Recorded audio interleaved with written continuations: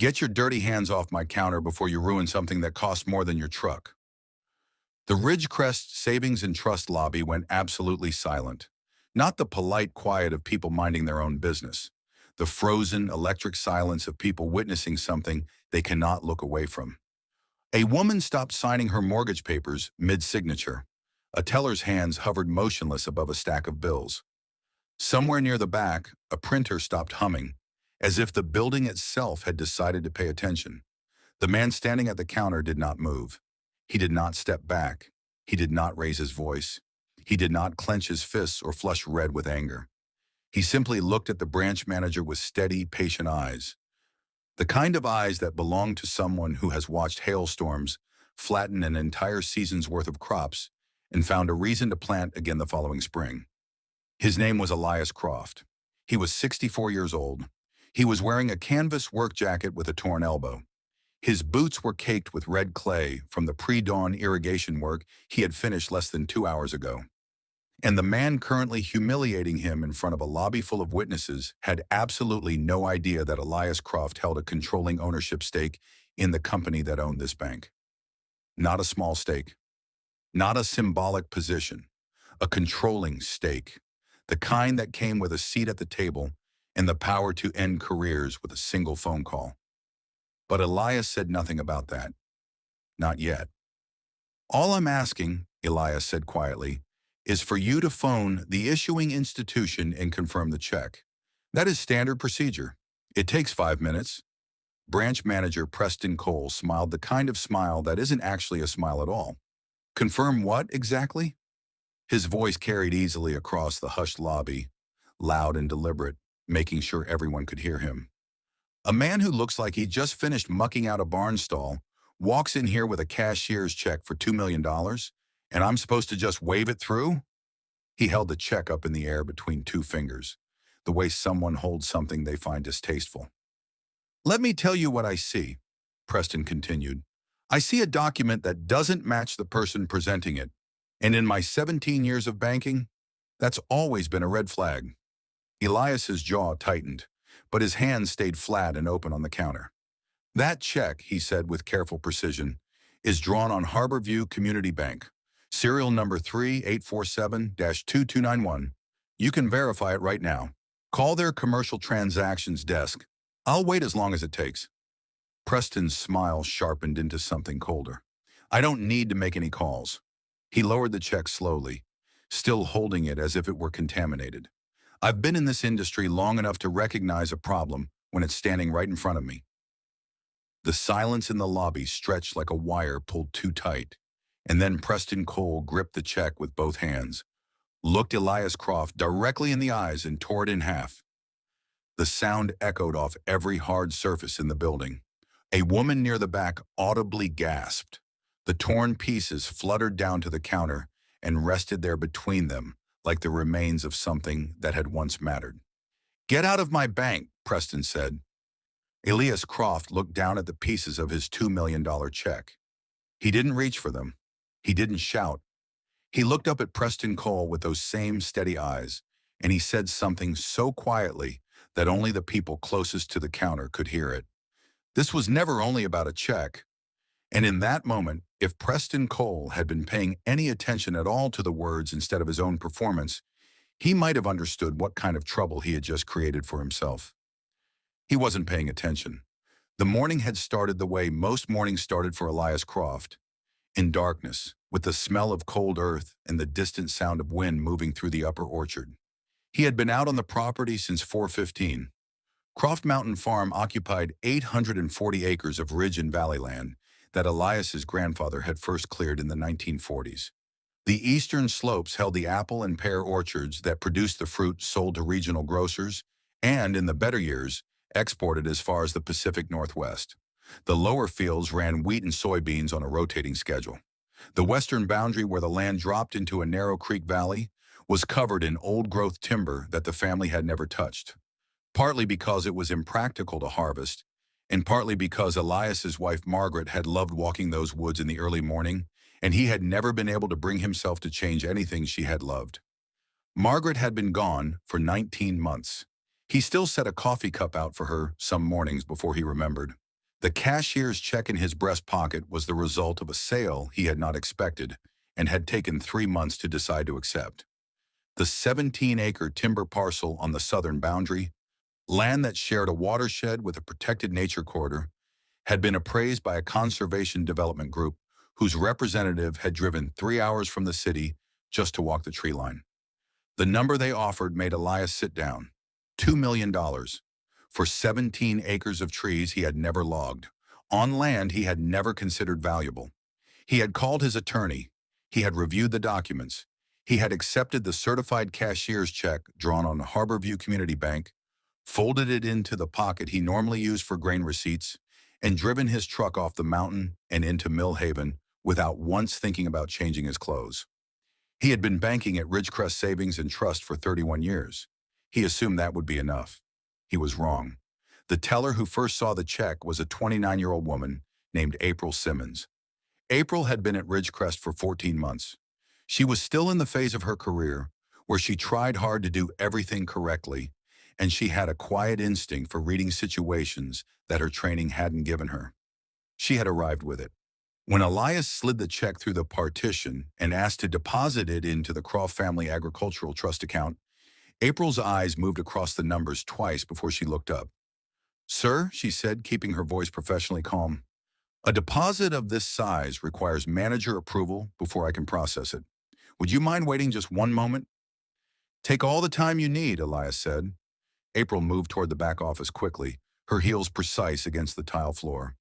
The two customers behind Elias in line shifted and checked their phones. Someone near the entrance cleared their throat.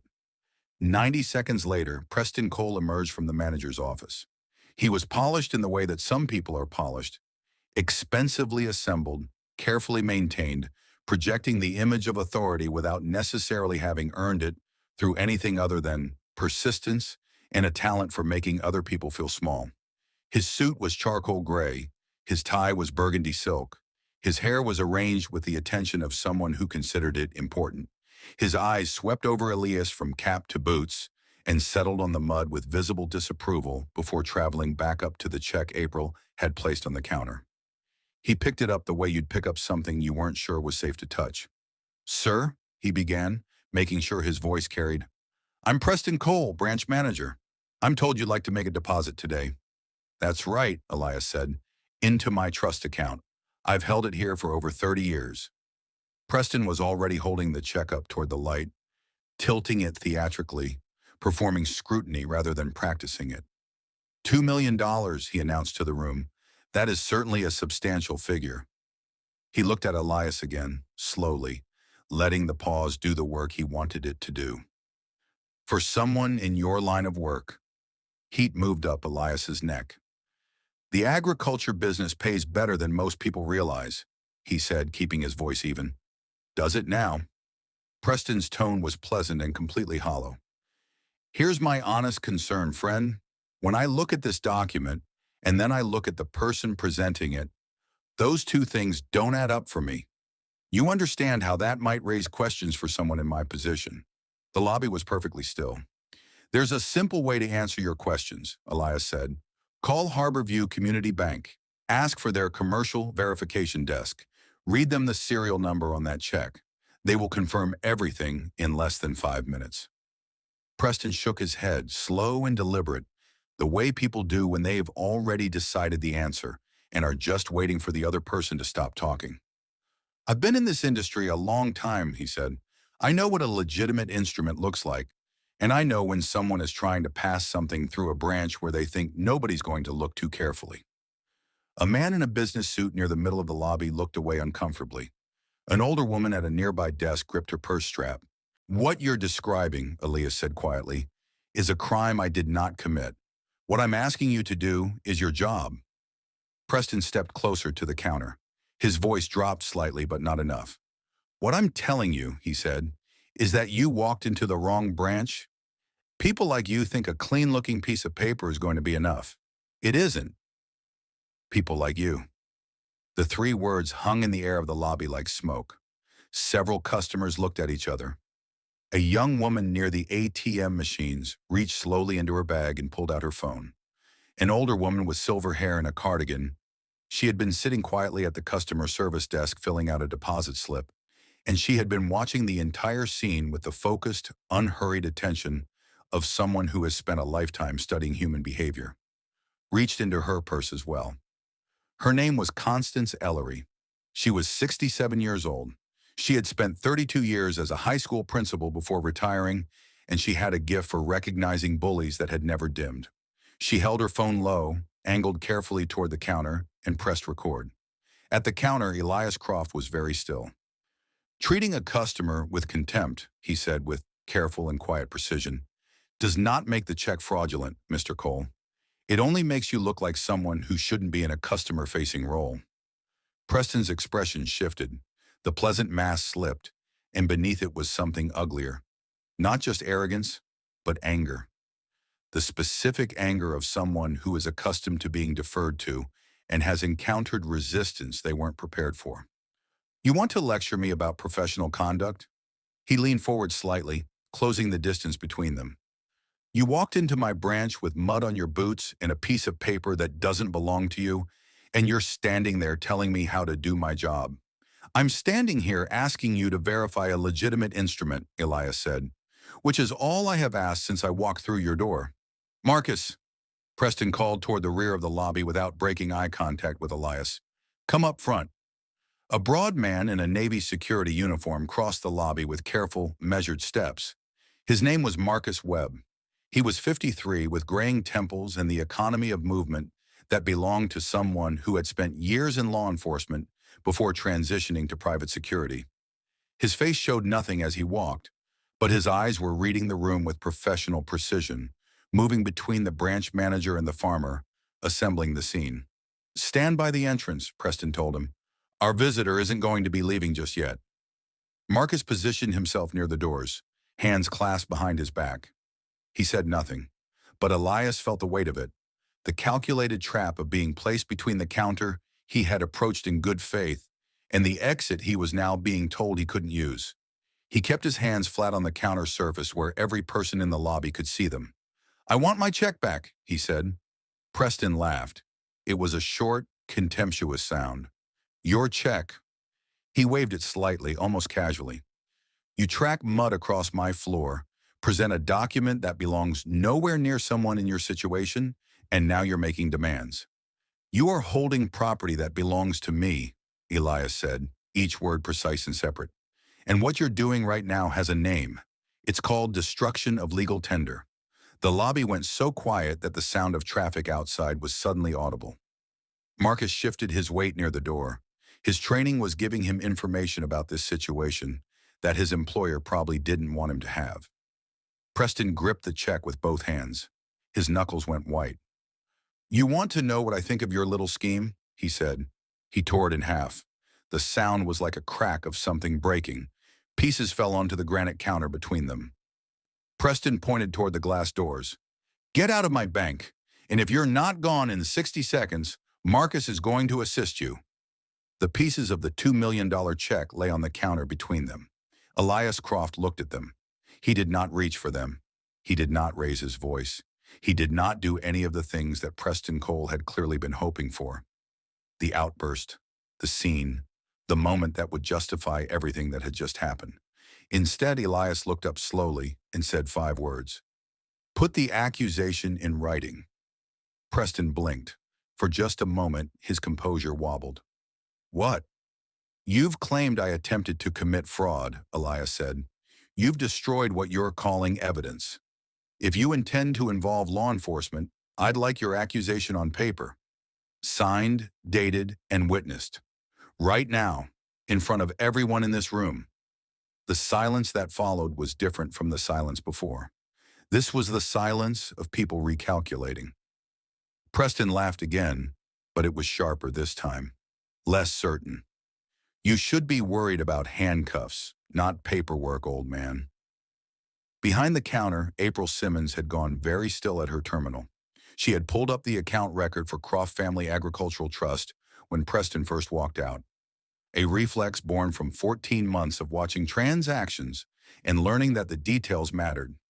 She had been looking at the account history, the balance figures, the status notations, trying to understand why the name felt familiar to her in a way she couldn't quite place. And then she found the notation in the restricted access section of the account file, the section that only branch managers and above were supposed to see. A notation about ownership structure, board relationships. Her hands were trembling slightly as she opened the internal messaging system and typed, Regional Director Harmon, urgent. Account holder Elias Croft is currently in the lobby in a confrontation with branch manager Cole. Please advise immediately. This account has significant notations I think you need to be aware of. She sent it before she fully processed what she was doing. At the customer service desk, Constance Ellery kept her phone steady and her expression calm. She had been a principal long enough to have handled every variety of person who believed that a position of authority entitled them to treat others as less than human. She had always found that the most important thing in those moments was documentation. Her phone was capturing every word. Preston paced behind the counter, his polished shoes clicking against the tile, with the agitation of a man who expected this to be over by now. You want to know what else is going to happen? Every account connected to your name at this institution is going to be flagged and reviewed. You'll be lucky to bank in this county again. The check you tore in half, Elias said steadily, was a verified cashier's check from Harborview Community Bank, serial number 3847-2291. That information is available to anyone who makes a phone call. He looked at Preston evenly. Before you contact the police, I'd strongly suggest you contact your supervisor. Something in his tone made Preston go still. Not the words themselves, the tone behind them, the tone of a man who already knows exactly how this ends. Preston started to respond, but the sound of the lobby doors opening hard stopped him. Regional Director Sandra Harmon walked into Ridgecrest Savings and Trust like someone who had been moving at this pace since before breakfast and intended to keep moving until the problem was resolved. She was in her early 50s with short dark hair, a well-fitted blazer, and the particular expression that comes from 15 years of managing people and institutions and cleaning up messes that didn't need to exist. She had driven 40 minutes from the regional office after receiving April's message, and she had spent the drive reading the account file on her phone. She knew exactly who Elias Croft was before she walked through the door. The lobby was wrong. That was her first impression. The atmosphere was too tense, too still, the posture of the customers too careful. People who were present for something they hadn't expected and weren't sure how to respond to. She saw the torn pieces of a check on the counter. She saw Preston pacing behind the counter, with his jacket slightly disheveled and his face flushed. And she saw the older man in the work clothes standing perfectly still on the customer side, with the weathered patience of someone who has been waiting a long time for something they knew was coming. Her stomach dropped. Elias Croft. She recognized him from the shareholder photographs, from the board meeting archives, from the private ownership documentation that she kept in a separate folder on her laptop because it represented the most significant investor relationship in her entire portfolio. He looked exactly as he looked in those photographs. Quiet, deliberate, completely unintimidated. Preston rushed toward her with visible relief flooding his face. Sandra, thank God. This individual came in presenting a fraudulent check for $2 million. When I attempted to address it appropriately, he became threatening and disruptive. I had to destroy the document as a precautionary measure before. Sandra held up one hand, a single, quiet gesture. Preston stopped talking. She walked to the counter. She examined the torn pieces of the check, still lying where they had fallen. Even damaged, she could read enough of the routing information and bank credentials to know with complete certainty what she was looking at. A legitimate cashier's check from Harborview Community Bank, destroyed by her branch manager, in front of approximately 20 witnesses. She looked at Elias Croft's face. It was calm, watchful, carrying the expression of someone who had expected precisely this outcome and had waited for it without complaint. She turned back to Preston. His confident expression was beginning to develop cracks. Sandra, we need to have security remove this individual before. Mr. Croft. Sandra addressed Elias directly. Her tone had transformed completely. The efficient authority was still there, but beneath it now was something careful and deeply concerned. I want to offer you my most sincere apology for what has occurred in this branch today. The lobby erupted into whispers. Preston's mouth opened, closed, opened again. Sandra picked up the torn check pieces and examined them for another moment. Then she looked at Preston Cole with an expression that made him take a half step backward. "Preston," she said quietly, her voice carrying across the silent lobby with terrible clarity, "this man is a controlling shareholder of the parent company that owns this bank." The whispers stopped. Every customer in the room went still. Preston's face drained of color, moving through shades of red and pink until it reached something close to gray. His mouth worked without producing sound for a moment that felt much longer than it was. I, Mr. Croft, there's been I had no idea that what I needed," Elias said, his voice carrying clearly across the marble floor, "was to be treated like a person. What I received instead was a public accusation of fraud, the destruction of my property, and a threat of arrest." He let that settle, in front of every person in this room. Marcus Webb had stepped away from the entrance. The former law enforcement officer's face was tight with something that looked like shame. The specific shame of recognizing that he had been used as a prop in something that was wrong and that he had not resisted it when he should have. "Sir," Marcus said, addressing Elias directly, "I owe you an apology. I was given a false description of the situation, and I acted on it without sufficient independent judgment. That was my failure." Elias looked at him for a moment and gave a small, acknowledging nod. Then Sandra suggested moving the conversation to the private conference room, and several customers audibly groaned. Constance Ellery, still holding her phone, shook her head with the slow disapproval of someone who has seen institutions try to quietly make problems disappear before. Elias bent down and gathered the two halves of his check from the counter. He handled them with deliberate care, the way a person handles evidence. Then he straightened and followed Sandra toward the executive hallway, and at the door he stopped and turned back toward Preston Cole.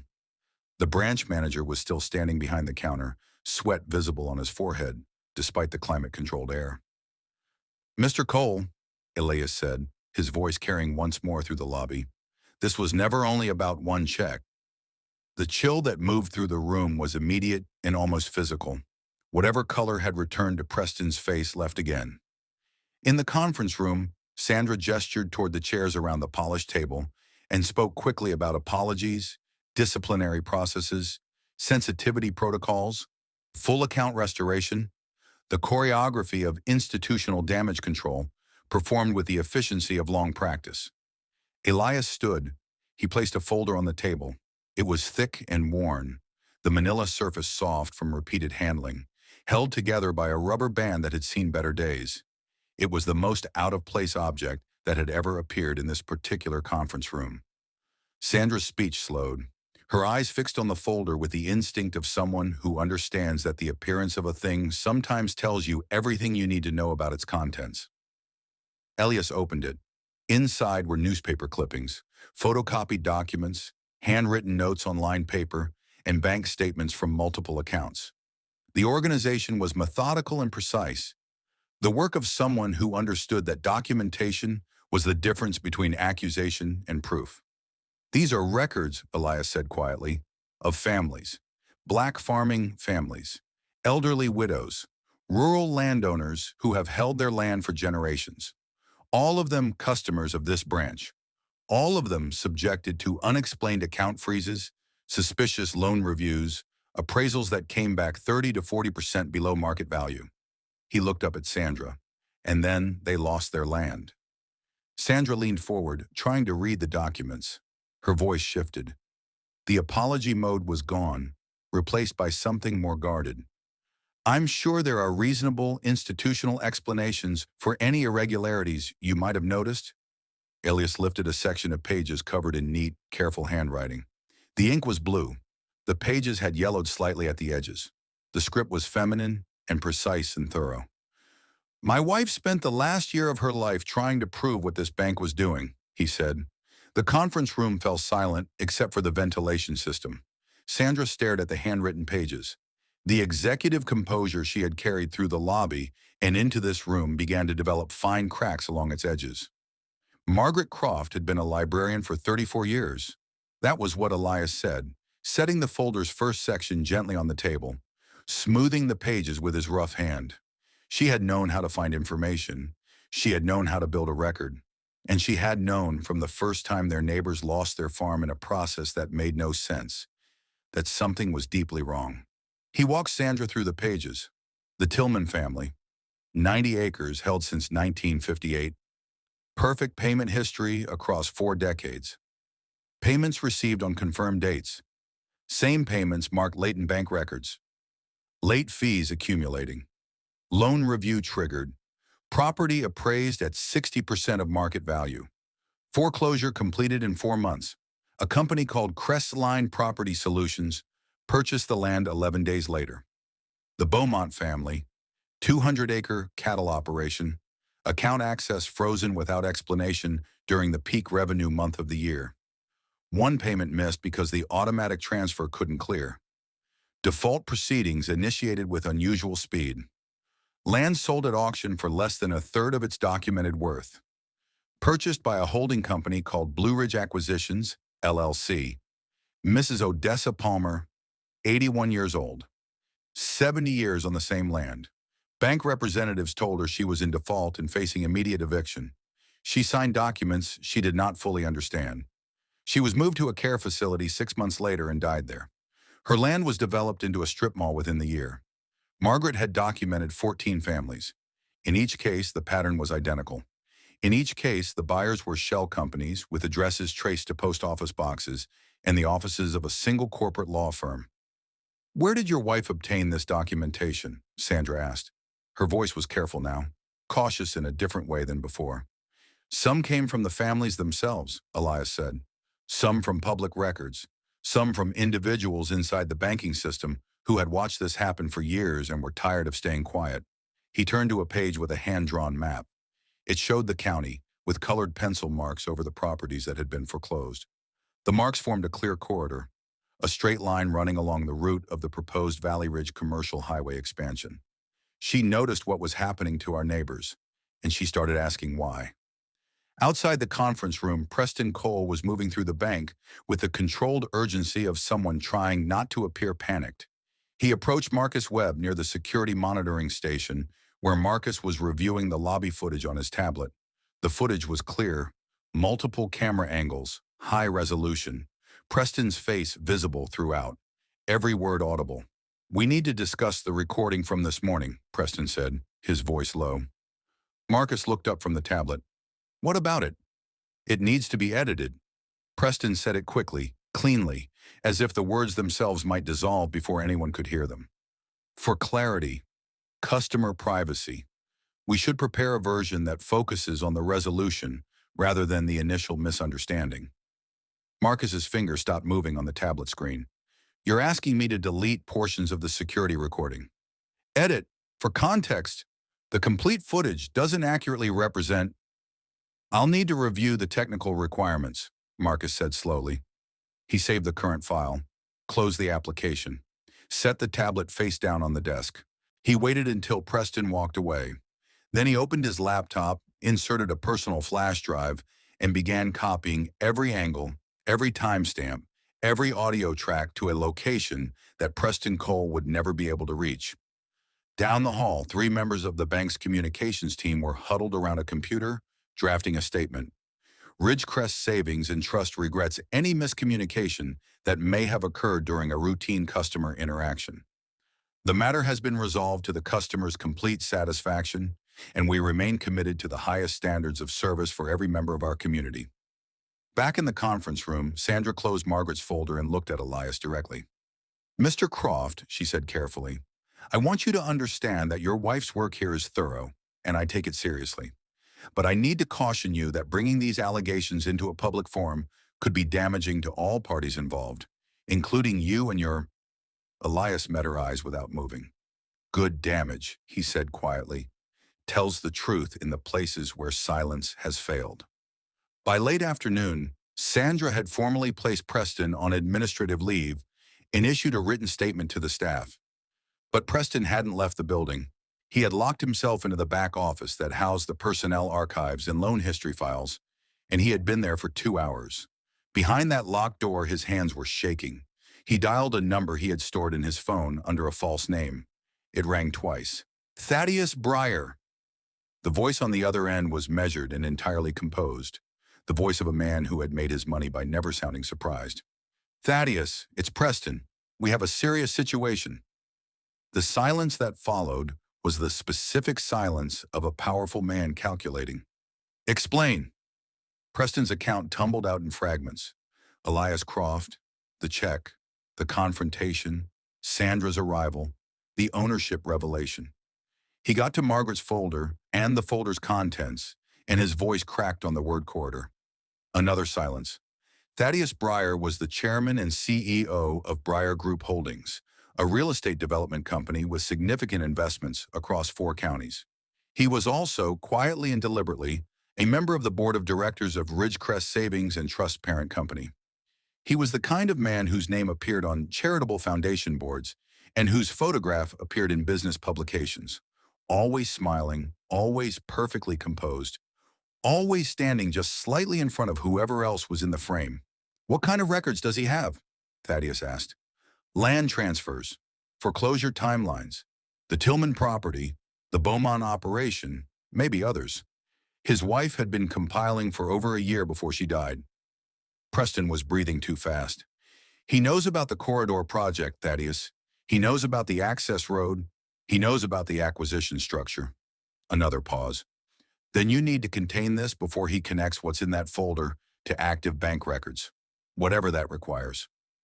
The line went silent. Preston stared at his phone. Then he turned to his computer and began searching account files. 61-year-old Constance Ellery was sitting at her kitchen table when she uploaded the video she'd recorded at Ridgecrest Savings and Trust that morning. She captioned it simply, "This is how Ridgecrest Savings and Trust treated one of their longest-standing customers today. Please share so it doesn't happen to someone else." Within an hour, it had been shared 67 times. Within 2 hours, 312 times. By the time the local evening news cycle began, it had been viewed 11,000 times, and the comment section was filling with accounts from people who said they recognized what they were watching because it had happened to them, or to their grandmother, or to their neighbors in this same branch with this same manager. The bank's customer service line began ringing continuously. April Simmons was still at her station, taking notes on everything she heard. A woman whose mother had been told her loan was in default despite having documentation of every payment. A retired teacher who had been refused assistance with a complicated form and told to come back during hours that were never actually available. An elderly veteran who had been accused of misrepresenting his pension income and made to feel, as he put it quietly over the phone, like a criminal for trying to do simple banking. "I thought it was just me," the veteran said. His name was Frank Odom, and he was 73 years old. "I thought maybe I just wasn't sharp enough anymore to handle these things.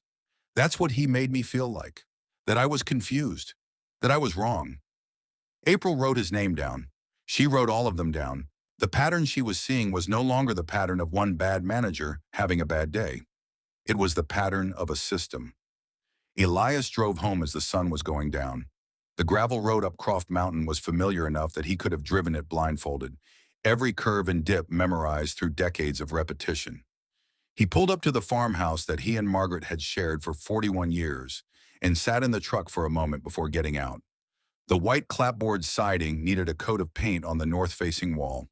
The porch had a soft spot near the second step that he kept meaning to repair. The apple trees in the near orchard were visible through the dusk, heavy with fruit, patient as always. He had promised Margaret he would take care of this place. He intended to keep that promise. Inside, the house held the particular silence of a home that has lost one of its people. Margaret's reading glasses were still on the side table where she had left them. Her rain jacket still hung on the hook by the back door. Her kitchen still smelled faintly of the dried lavender she had kept in small bundles above the window. Elias placed her folder on the kitchen table beside the photograph he kept there.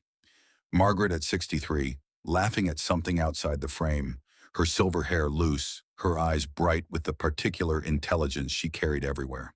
"They showed their hand today," he said softly to the photograph. "Just like you said they would." He sat down and spread the documents across the table. He had seen Margaret work on these files during her last year, when the illness had taken away her ability to do the physical work she loved, but had not touched her mind or her determination. He had thought she was processing grief by staying busy. He had not understood what she was actually doing. He reached for the sealed envelope tucked behind the account statements, Margaret's handwriting on the front, the familiar blue pen she had used for 40 years, for Elias, only open when they show their hand. Inside was a map, not hand-drawn this time, a professionally printed development proposal, 40 pages, with architectural renderings and phase construction timelines and projected revenue figures that made Elias's breath catch. The Valley Ridge Commercial Corridor, 15 miles, highway frontage, retail centers, office complexes, luxury residential development, an industrial logistics hub on the eastern end. Every farm that had been foreclosed, every family Margaret had documented, sat directly inside the corridor boundaries. The Tillman land, marked for a shopping complex. The Beaumont cattle operation, marked for a mixed-use residential development. Mrs. Palmer's land, marked as the site for a regional medical center, and at the geographic center of the corridor, marked with a red star and the notation Priority Acquisition. 840 acres, Croft Mountain, his farm.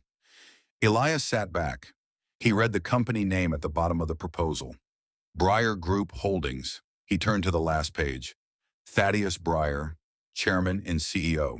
The same name that appeared on the Ridgecrest Savings and Trust Board of Directors list that Margaret had clipped from the bank's annual report.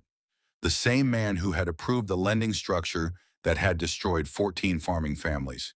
The same man whose development company had purchased every single piece of land that this bank had manufactured a reason to foreclose on.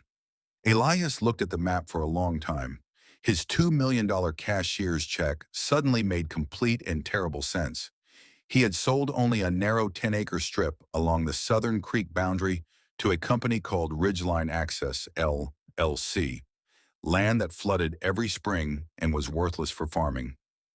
What Margaret's notes explained, and what Elias had confirmed with his attorney, was that Ridgeline Access was a subsidiary of Breyer Group Holdings. Without access across that 10-acre strip, the entire northern section of the corridor was landlocked. By selling them the access they needed, Elias had created a legal paper trail connecting Breyer Group directly to the corridor project. They thought they were buying their way into his land. They had no idea they were handing him the evidence. At the bottom of the proposal, in Margaret's careful blue script, 3 words in the margin, "They planned this." Elias touched his wife's photograph gently. "You were right, Maggie," he whispered. "You were right about all of it." The attorney arrived before sunrise. Her name was Vivian Cross, and she was 46 years old, compact and sharp-featured, with the direct eyes of someone who had built her career on never accepting a simple answer to a complicated question. She drove a sensible gray sedan and carried a briefcase that always seemed heavier than it looked. Elias had the coffee ready when he opened the door. "Mr. Croft," she said, stepping inside, "I've been following your wife's work for longer than you might expect." They sat at the kitchen table while the dark outside the windows began its slow transition to gray.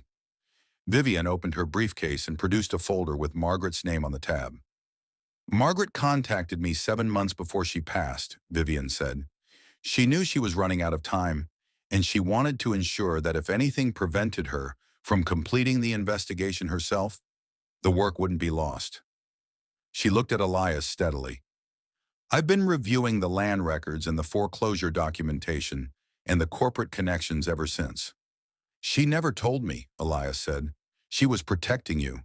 She knew that the people involved here, Thaddeus Breyer, the bank officers who carried out his instructions, they don't respond well to being challenged. She wanted the case to be complete before anyone moved. She wanted it to be, her word, bulletproof." Vivian spread the property documents across the table. "Your land sale was executed exactly as planned. The 10-acre strip creates a paper trail from Breyer Group Holdings directly back to the corridor project, and from the corridor project directly back to the foreclosures. Every piece connects." She pointed to a highlighted clause in the deed. "By accepting their money and creating this transaction record, you force them to reveal their ownership structure legally. Every conversation they have with you from this point forward is evidence." I kept the 800 acres they actually need, Elias said. Exactly. They believe they have cornered you. In reality, you have cornered them. Vivian's smile was precise and satisfied. And yesterday, Preston Cole handed us everything else we needed. He humiliated you publicly, destroyed a legitimate financial instrument, attempted to have you detained without cause, and demonstrated on camera exactly the discriminatory behavior Margaret spent a year documenting and writing. Outside, Elias could see his farm crew beginning to gather near the equipment barn in the early morning light. His foreman, a steady man named Dario Reyes, who had been with him for 9 years, was checking the hydraulics on the combine harvester. The others were preparing for the day's harvest. 7 men with families, with mortgages, with children, depending on Croft Mountain Farm to function. How long before we can file? Elias asked. 2 to 3 weeks. I need to organize the complete evidence package, coordinate with the federal banking regulators who handle institutional-level discrimination cases, and align with the families who were affected. Vivian closed her briefcase. Can you hold things together until then? I've been holding things together since before most of those bank officers were born, Elias said. As Vivian's car disappeared down the mountain road, Elias's phone rang. An automated recording. Ridgecrest Savings and Trust. Your business account, Croft Family Agricultural Trust, has been placed under fraud review and temporarily suspended pending investigation.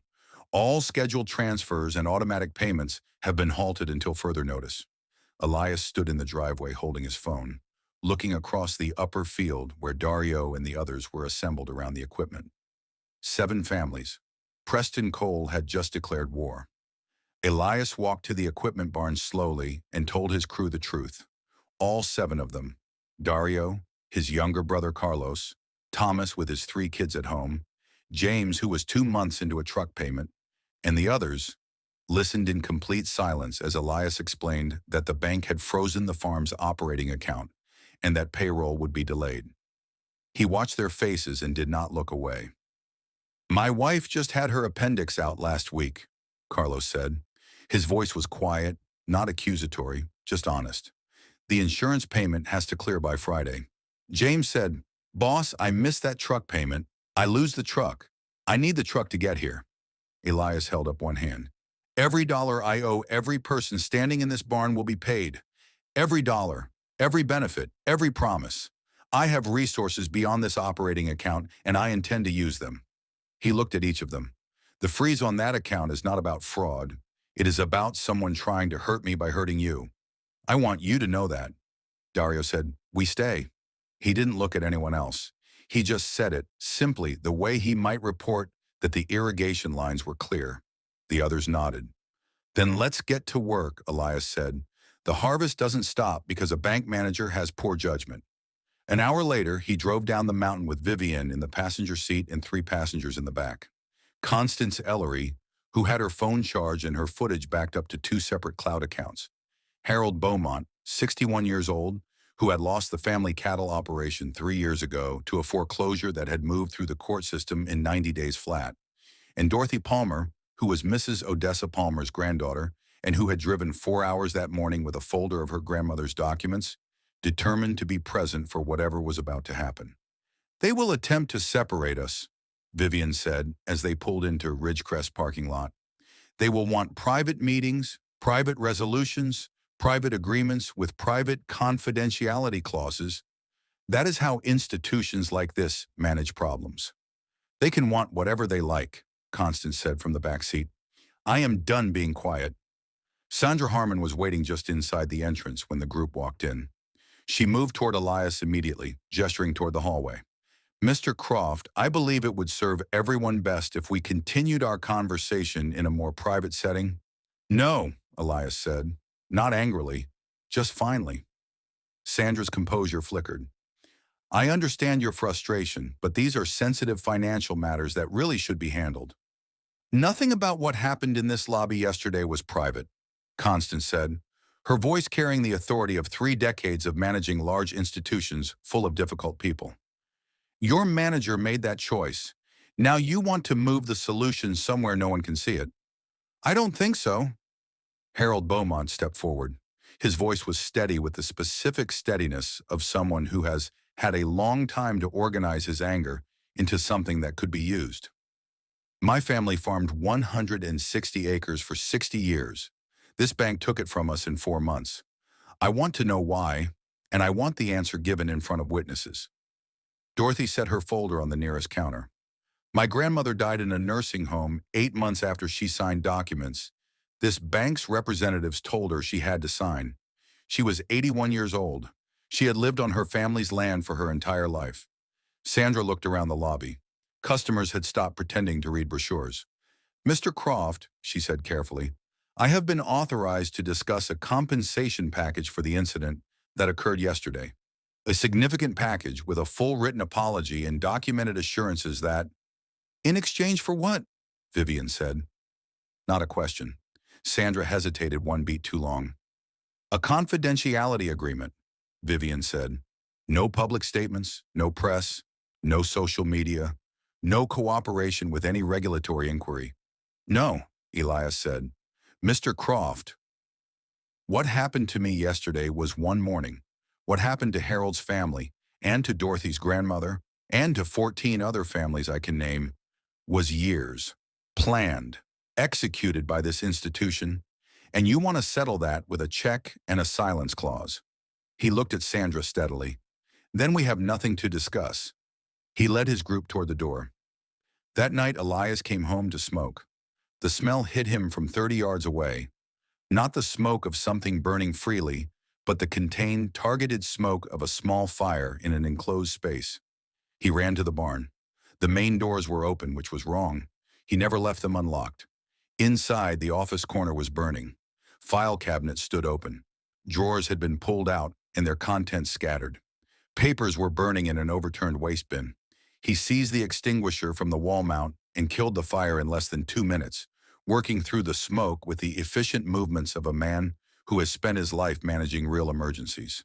When it was out, he stood in the wreckage and looked at what was gone. Margaret's folder, the handwritten notes, the newspaper clippings, the hand-drawn maps, the photocopied statements, the photographs, the original documents she had collected from the families. All of it gone. In the wreckage near his desk, he found her framed portrait, the one he kept beside his computer. The glass was cracked. Smoke had darkened the frame, but her face was visible through the damage, watching him with the same expression he had always loved, patient, certain, entirely unafraid. He stood there holding it for a long moment. Then he called Vivian. Then he called the fire department. Then he called Marcus Webb. By 5 the next morning, 4 people were sitting around the kitchen table at Croft Mountain Farm. Ilias still smelled of smoke. Dark circles under his eyes recorded the hours since he had last slept. Vivian was sorting documents. Constance was pouring coffee. Marcus Webb sat in a chair that seemed slightly too small for his frame, looking at the cracked photograph of Margaret that Elias had placed on the table beside his cup. They took everything, Elias said. Everything Margaret spent a year building. He looked at the cracked photograph. You can't do this, he said. I built this branch. I managed the relationships that made this institution profitable. These people, he gestured at the former landowners around the table. These people are nothing. They're the people you defrauded, Agent Nguyen said. Officers, please escort Mr. Cole from the building and ensure he does not access any computer systems or records on the way out. An officer on each side. Thaddeus was already at the door when the second set of officers stepped forward. Mr. Breyer, Agent Nguyen said, we're going to need you to remain available for questioning. As the officers guided Preston toward the staircase, he turned back once more and found Elias Croft's eyes across the crowded boardroom. This isn't over, Preston said. The hatred in his voice was pure and unfiltered. You have no idea what you've set in motion. Elias looked at him for a long, quiet moment. Yes, I do, he said. I set justice in motion. My wife started it. I finished it. The lobby below had filled while the boardroom scene played out above it. Former customers who had watched Constance's video online, who had made calls to the complaint line, who had driven to Millhaven from as far as 2 counties away, stood around the counter where Preston Cole had torn a man's check and declared him nothing. They watched through the glass as Preston was escorted through the lobby by 2 uniformed officers, federal investigators behind him, A reporter's camera recording every step, the polished suit, the perfectly styled hair, the face that had learned too late what real power actually looked like. Not the suit, not the watch, not the authority to make someone feel small in a public place. Preston kept his head down. He passed the counter. He passed the spot where he had held a $2 million cashier's check above his head and torn it in half to make a point. He reached the glass doors, and then, from somewhere in the back of the lobby, someone began to clap. It was one person at first, then two, then 10, then the entire lobby. Elias Croft stood near the counter in his canvas work jacket and his clay-stained boots and watched the man who had tried to shame him walk out of the building in front of the entire community. He did not clap. He just watched, with the same steady, patient eyes he had brought through those doors the day before. The following morning, Elias arrived at Ridgecrest Savings and Trust at 9 o'clock with Vivian Cross beside him. The lobby felt different. The same tellers were behind the same counter. The same chairs occupied the same positions. But the atmosphere had shifted in the way that atmospheres shift after something significant has happened. The air carries the memory of it. When Elias walked in, the tellers looked up. Not with suspicion, not with judgment, with respect. Sandra Harmon was waiting at the main counter, not sequestered in an office down the hall. She shook Elias's hand and held it for a moment longer than a formal handshake required. April Simmons placed a new cashier's check on the counter. $2 million drawn on Harborview Community Bank, payable to the Croft Family Agricultural Trust. Replacement for the instrument improperly destroyed. All restrictions on the account removed. The fraud review officially canceled and expunged from every record. Now, Elias said, looking at Sandra, we talk about the families. Vivian placed a legal document on the counter. The Margaret Croft Rural Heritage Fund, she said, clearly enough for everyone in the lobby to hear. An independent trust funded by bank restitution and recovered development proceeds from Breyer Group Holdings assets. Dedicated to reviewing every suspicious foreclosure in the county over the last 7 years, providing independent property assessments, and compensating every family that lost land through documented fraud. Sandra's jaw was tight, but her hands were steady as she reached for the document. The board had already voted. The regulators were already watching. The reporters were still calling. The bank will contribute $8 million immediately, she said, reading from the prepared statement, and will surrender all proceeds from the liquidation of Breyer Group Holdings, assets connected to the corridor project, estimated at an additional $15 million once the legal proceedings are complete. A murmur moved through the lobby. Several of the former landowners who had come to witness the signing were crying quietly. Not with relief exactly, with a specific emotion that comes from learning that something you had given up on was not, after all, entirely gone. Every family that lost property gets a case review, Elias said. Every property that was undervalued gets a new independent assessment. Every family that was cheated gets made as whole as it is possible to be made. Agreed, Sandra said. She took Vivian's pen. She signed. As the signatures were completed, Elias spoke quietly. Preston Cole, terminated, criminal referral filed for fraud, evidence tampering, discriminatory lending practices, and obstruction. The FBI and State Banking Commission are both active. Thaddeus Breyer. The Valley Ridge Corridor Project has been suspended by court order. All Breyer Group Holdings accounts are frozen pending federal investigation. His development licenses have been revoked pending the outcome. Elias nodded. He was quiet for a moment. My farm, he said. Vivian said, protected under an irrevocable family trust, filed this morning. No bank, no developer, no government entity can compel a sale. Croft Mountain Farm belongs to your family permanently. Sandra set down the pen and looked at Elias directly. Mr. Croft, what happened to you in this branch was unacceptable and indefensible. I am sorry. Personally and professionally, I am sorry. Elias studied her face for a moment. The apology I need, he said carefully, isn't for me. It's for Margaret, and for the Tillman family, and the Beaumonts, and Mrs. Odessa Palmer, and every other person who walked into an institution that was supposed to serve them and was treated like a problem to be managed instead of a person to be helped. He held her gaze. Make it right for them. That's the only apology that matters. You have it, Sandra said. Elias picked up the new check and folded it into his breast pocket, the same pocket where he had carried the original 2 days ago, on a morning when he thought a 30-year relationship with a bank would be enough to ensure that he was treated with basic dignity. He and Vivian walked toward the glass doors. He stopped. On the wall beside the customer service desk, a small brass plaque had been mounted. He could tell by the slight brightness of the screws that it had gone up recently, within the last hour perhaps. The Margaret Croft Rural Heritage Fund, protecting family land in rural communities. Elias stood still for a long moment. He placed his hand over his heart, the same gesture he had made at her graveside, 18 months ago, when he had tried to find words and found instead that there were none sufficient.